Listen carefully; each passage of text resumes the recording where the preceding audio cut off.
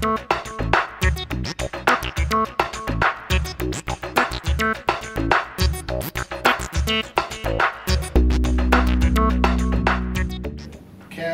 with Canary is unusually, because it says care, it is actually a consumer product, and it is aimed at the sons and daughters of elderly people living alone. The problem with elderly people living alone is that whether they're well or not, they are at risk, and they're often separated from their family and neighbours for quite long periods of time. So this is a way of allowing sons and daughters to keep in touch with their single parent or their separated parent, and keep an eye on their lifestyles without intruding on what's going on. Many people resent strongly being watched or monitored, so this is a system that does it without being noticed. The way the system works is that you fit a series of sensor boxes like these in around the house, and a final box, which is the hub, is fitted somewhere else out of sight. These sensors monitor movement, and they monitor temperature, and they monitor light levels, and they deliver the data to the hub. The hub then analyzes it and sends it via the GPRS system to our head end, where the data is analysed, sent out to the data manager, and delivered to the user portal, which will be the sons and daughters' computers at home which are connected to the internet, and to their mobile phones. The system is designed for easy installation. These have got one little sticker on the wall. There's no wiring whatsoever, and there's no wiring to that except that it has a trickle charge to the mains adapter. But this has an internal battery so that it goes on working if the mains goes off. Very important, because when power supplies fail, that is when problems arise. So this system keeps working under those sort of circumstances. I understand it's going to be trialled in Cambridge. Has that already started, and when do you hope when will this be available for the rest of the country? Well, actually we've been doing trials already, and the trials were done in Newcastle as it happens. I'll come to the Cambridge bit in a minute, but in Newcastle we had to test it to see first of all what the reaction to the technology was of the people whose homes it was going into, because there's a certain technology aversion with elderly people. And we also tested how easy it was to set up in the home, because this has to be done quickly and simply, and generally by the son or daughter who has bought it for monitoring and for watching their parent. So we tested that, we tested the range of the wireless systems, and we tested the kind of data that we were going to collect, and how we would, and from the data that we found that we were collecting, the best way of analysing it to give us the results that we needed to deliver the alerts. So the trials really have already been done. What we're talking about in Cambridge is trialling an aspect of the system which is rather different from any of the other systems, and that is within this box here there is a card reader, a smart card reader, a card very much like an Oyster card can be read on this system, and it is there for a number of different purposes, one of which is for logging the visits of care workers, and this is more to do with when the system is in use in a household where care is being delivered on a regular basis. Remember that the basic product is pre-care. It's for people that think they're perfectly well, but might have a fall, might have a stroke, might have something terrible happen, and nobody knows about it. It's a lifestyle monitor, not a telecare product in itself at this stage. But the card reader thing is there as part of the future plan, and that's what we will be trialling in Cambridge. And when will it be available throughout the rest of the country? We want to get the results of our trials back before we launch, so it's unlikely that we shall actually launch the product nationally until September this year. And how much will it cost? There are a lot of different models for this, tariffing for the selling of the product. I'm in favour of a mobile phone type model where very little upfront money is paid, and there's a monthly instalment of about £10. But it may well be, after our further market research, that we'll see that there's a better argument for a model that says £150 one-off payment, and then just pay for your data later on. It's not entirely fixed yet. In fact, we're deliberately making it flexible, because we know that if we sell it into a care home or a collection of organised care establishments, they will have different communications capabilities. So our economic model varies according to the need. The initial consumer model is about £150 to buy it, and then at £5 a month running costs, data costs. How do you view our future social care provision and the role of technology such as this?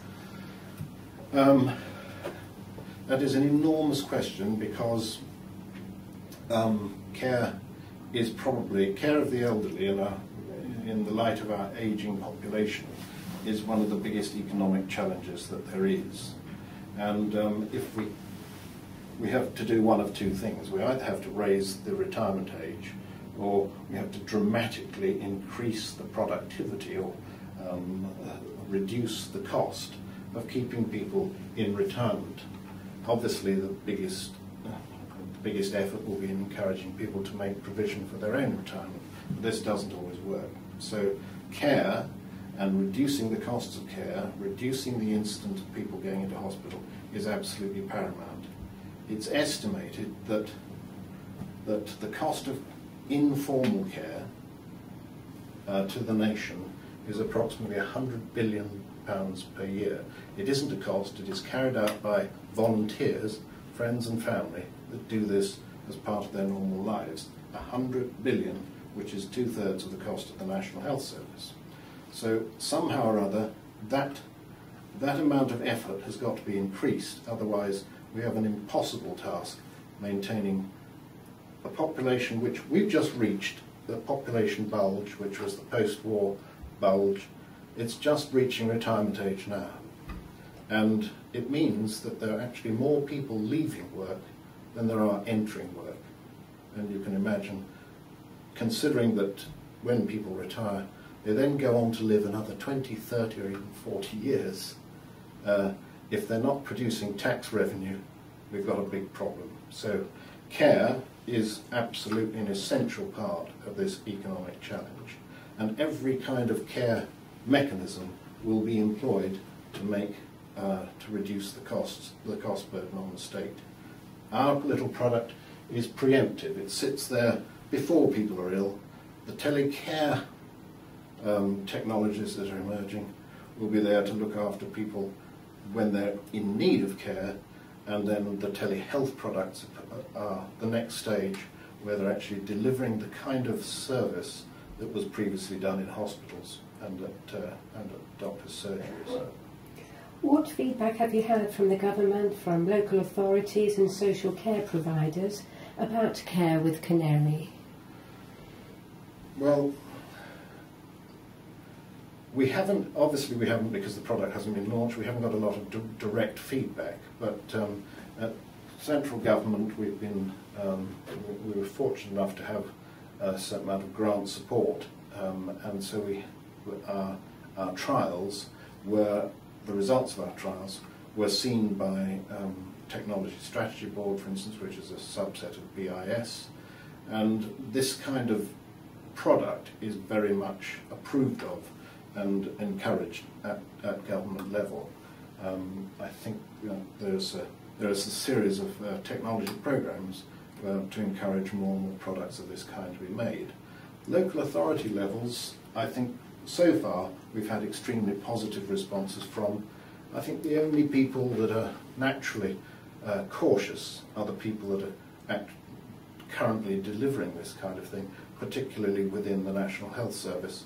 They are suspicious of telecare because it looks as if it's a way of undermining the systems that currently operate. And this is a real problem. It's been a problem for the health bill trying to go through, which at least it's got past Parliament now, but getting it implemented is going to be a continuing challenge. Importantly, the kind of people that are just retiring make up the best volunteers.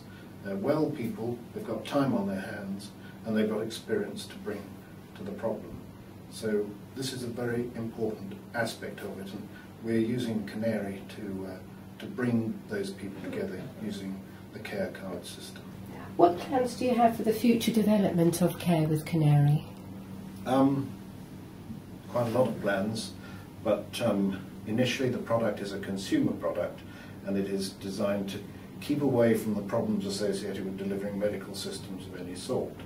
At the moment, what we do is we can tell whether somebody hasn't got out of bed at the normal time, we can tell whether they've been going to the lavatory too often, or we can tell that they haven't been feeding themselves, or they haven't been in the kitchen. All of these things are non-medical, and they're interpreted by the family and friends who receive the information. They make their own judgment there. The next generation, the next thing to do, this device is a general purpose hub, and the connections to these parts can be changed or used, the same connections. This is called low energy Bluetooth. The devices, instead of being movement sensors, could well be blood pressure sensors, or weighing scale sensors. This connectivity is a standard, and it's a standard for the medical and telehealth industry. So we will see, we've got plans to produce a lot of new modules. Some of them may be worn on the body. The electronic noses, which can actually, are already being shown to be useful in detecting disease presence just by sampling the atmosphere in a room. Obviously it's early days, but I expect that within 5 years we will see electronic noses doing a lot of diagnostics that doctors only used to be able to do. And if you can do that remotely, you've made a huge leap forward. So all sorts of different sensors that will connect via this and send back to the data and analysing site, and to any of the people that want to know. It may well go back to the GP. But at that stage, it becomes part of a medical system, and all the rules change. Chris, can you tell us what you've been doing since your Acorn days? That would take an awful long time.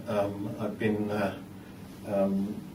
building products and failing to launch them rather too often. I've been watching the changes that have been taking place since the start of the Cambridge phenomenon, and wondering why so many of my projects haven't quite made the grade. But I've been fascinated by electronic money from the time that I left Acorn, and I'm still dealing with it.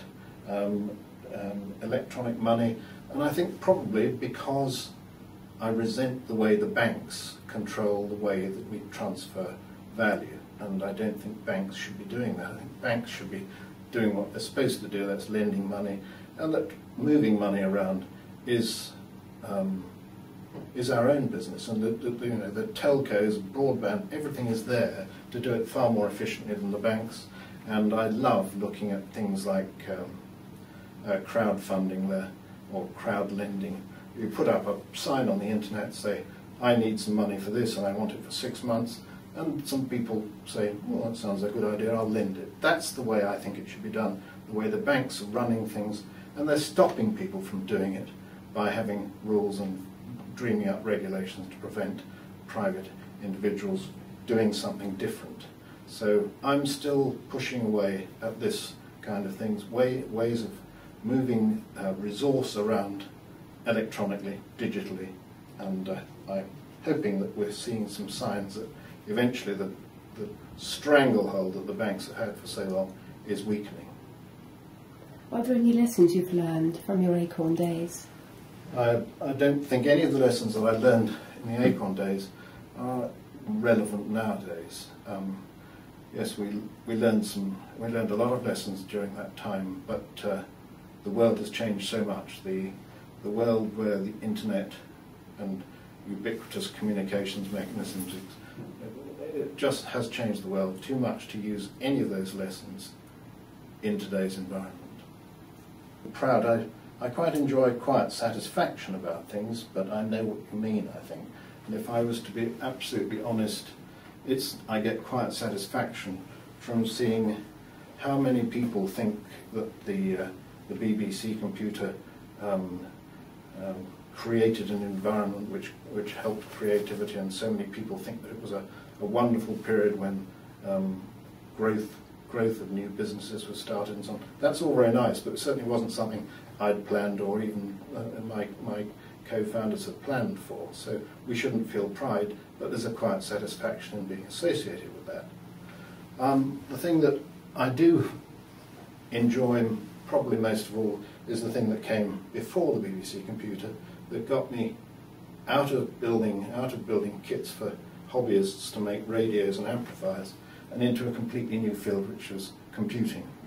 And it was really out on its own long before anything else, and it was called the MK14, a £39 kit computer.